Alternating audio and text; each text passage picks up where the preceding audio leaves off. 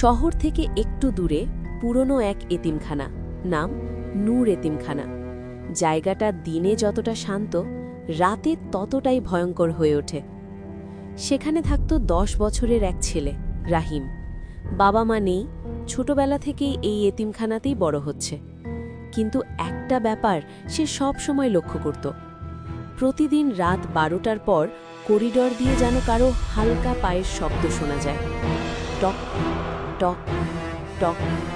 প্রথমে সে ভাবত হয়তো কোনো স্টাফ, কিন্তু একদিন সাহস করে দরজা খুলে বাইরে তাকালো, কেউ নেই। পরদিন সকালে সে অন্য বাচ্চাদের জিজ্ঞেস করল, তোমরা রাতে কোনো শব্দ শুনো? একজন ফিসফিস করে বলল, শুনেছি, কিন্তু কাউকে বলিস না, নইলে সমস্যা হবে। রাহিমের কৌতূহল আরও বেড়ে গেল। এক রাতে সে ঠিক করল আজ রহস্যটা জানবেই। ঘড়িতে রাত 12টা বাজতেই আবার সেই শব্দ, টক টক টক। রাহিম ধীরে ধীরে দরজা খুলল। করিডরে অন্ধকার, শুধু এক কোণে ম্লান আলো জ্বলছে। সে আস্তে আস্তে এগোতে লাগল। হঠাৎ সে দেখতে পেল একটা ছোট ছেলে সাদা কাপড় পরে দাঁড়িয়ে আছে, মাথা নিচু, মুখ দেখা যাচ্ছে না। রাহিম কাঁপা গলায় বলল, কে কে তুমি? ছেলেটা ধীরে ধীরে মাথা তুলল। চোখ দুটো একদম ফাঁকা, কোনো আলো নেই। আমি এখানেই থাকি, সে মৃদু স্বরে বলল। রাহিম ভয় পেয়ে পিছিয়ে গেল। কিন্তু আমি তো তোমাকে কখনো দেখিনি। ছেলেটা ধীরে ধীরে এগিয়ে আসতে লাগল। তুমি দেখোনি, কারণ আমি বেঁচে নেই। রাহিমের বুক ধড়ফড় করতে লাগল। সে দৌড়াতে চাইল, কিন্তু যেন পা নড়ছে না। ছেলেটা আবার বলল, অনেক বছর আগে আমিও এতিম ছিলাম, এখানেই থাকতাম। এক রাতে আমি হারিয়ে যাই, কেউ আমাকে খুঁজেনি। হঠাৎ চারপাশ ঠান্ডা হয়ে গেল, বাতাস থেমে গেল। ছেলেটা হাত বাড়িয়ে বলল, তুমি কি আমার সাথে খেলবে? রাহিম চিৎকার করে উঠল, না! হঠাৎ সব অন্ধকার হয়ে গেল। সকালে অন্য বাচ্চারা দেখল রাহিম তার বিছানায় অচেতন হয়ে পড়ে আছে। জ্ঞান ফেরার পর সে কাঁপতে কাঁপতে সব বলল, কিন্তু কেউ বিশ্বাস করল না। তবে সেই দিন থেকে রাহিম আর কখনো একা থাকত না, কারণ প্রতিদিন রাতে সে অনুভব করত তার বিছানার পাশে কেউ বসে আছে, ধীরে ধীরে ফিসফিস করে বলছে, তুমি তো আমার বন্ধু, আমাকে ছেড়ে যেও না। রাহিম সেই রাতের ঘটনার পর আর আগের মতো নেই। সব সময় ভয়ে ভয়ে থাকে। রাতে ঘুমোতে গেলে তার বুক ধড়ফড় করে, কারণ সে জানে সে একা না। প্রতিদিন রাত 12টা বাজলেই সেই ঠান্ডা বাতাস আর সেই ফিসফিস শব্দ, রাহিম, তুমি ঘুমাওনি তো? প্রথম কয়েকদিন রাহিম চোখ বন্ধ করে থাকত, কিছুই শুনছে না এমন ভান করত, কিন্তু শব্দটা ক্রমেই কাছে আসতে লাগল। এক রাতে হঠাৎ তার হাতের উপর ঠান্ডা একটা স্পর্শ অনুভব করল। সে চোখ খুলতেই দেখে সেই ছেলেটা তার বিছানার পাশে বসে আছে, চোখ দুটো এখনো ফাঁকা, কিন্তু এবার মুখে একটা অদ্ভুত হাসি। তুমি আমাকে ভয় পাও কেন? আমি তোমার বন্ধু হতে চাই। রাহিম কাঁপতে কাঁপতে বলল, তুমি কি চাও? ছেলেটা একটু চুপ করে থেকে বলল, আমার নাম সুমন ছিল, আমি একা, খুব একা। এই কথাটা শুনে রাহিমের ভয় একটু কমে গেল, কারণ সে নিজেও তো একা। পরদিন সকালে রাহিম ঠিক করল সে সত্যিটা খুঁজে বের করবে। সে এতিমখানার পুরনো কেয়ারটেকার কাদের চাচার কাছে গেল। চাচা, এখানে কি আগে কোনো সুমন নামে ছেলে ছিল?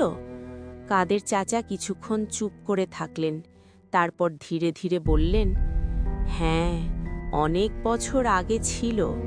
একদিন হঠাৎ সে নিখোঁজ হয়ে যায়। রাহিমের শরীর ঠান্ডা হয়ে গেল। তারপর কেউ তাকে খুঁজে পায়নি।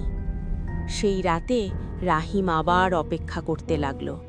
12টা বাজতেই সুমন আবার এলো, কিন্তু আজ তার চেহারা একটু আলাদা, আগের চেয়ে বেশি ফ্যাকাশে, চোখের নিচে অন্ধকার।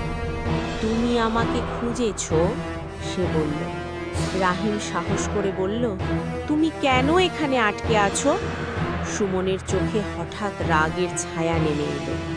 কারণ কেউ আমাকে মনে রাখেনি, কেউ আমাকে খুঁজেনি। হঠাৎ ঘরের বাতাস ভারী হয়ে গেল। তুমি কি আমাকে ভুলে যাবে?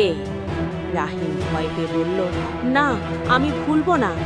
সুমন ধীরে ধীরে হাসল, কিন্তু সেই হাসি এবার ভয়ঙ্কর। তাহলে তুমি আমার সাথে থাকবে সব সময়। হঠাৎ রাহিম অনুভব করল তার শরীর ঠান্ডা হয়ে যাচ্ছে, যেন শক্তি হারাচ্ছে। সে চিৎকার করতে চাইল, কিন্তু শব্দ বের হলো না। সুমন তার দিকে হাত বাড়িয়ে দিল। ঠিক তখনই দরজা হঠাৎ জোরে খুলে গেল। কাদের চাচা আর কয়েকজন লোক ভেতরে ঢুকে পড়ল। ঘরের বাতাস হঠাৎ স্বাভাবিক হয়ে গেল। সুমন অদৃশ্য হয়ে গেল, কিন্তু যাওয়ার আগে একটা ফিসফিস শব্দ শোনা গেল, আমি আবার আসব। পরদিন এতিমখানার পুরনো স্টোর রুম খোঁজা হলো। সেখানে একটা পুরনো ট্রাঙ্কের ভেতর পাওয়া গেল ছোট্ট একটা কঙ্কাল। সবার শরীর শিউরে উঠল। কাদের চাচা কাঁপা গলায় বললেন, এটা সুমনের। কিছুদিন পর তার যথাযথ দাফন করা হলো। সবাই ভাবল সব শেষ, কিন্তু সেই রাতেই রাহিম ঘুম থেকে হঠাৎ জেগে উঠল। ঘড়িতে ঠিক 12টা। ঘরের কোণে দাঁড়িয়ে আছে একটা ছায়া। ধীরে ধীরে সে সামনে এগিয়ে এলো।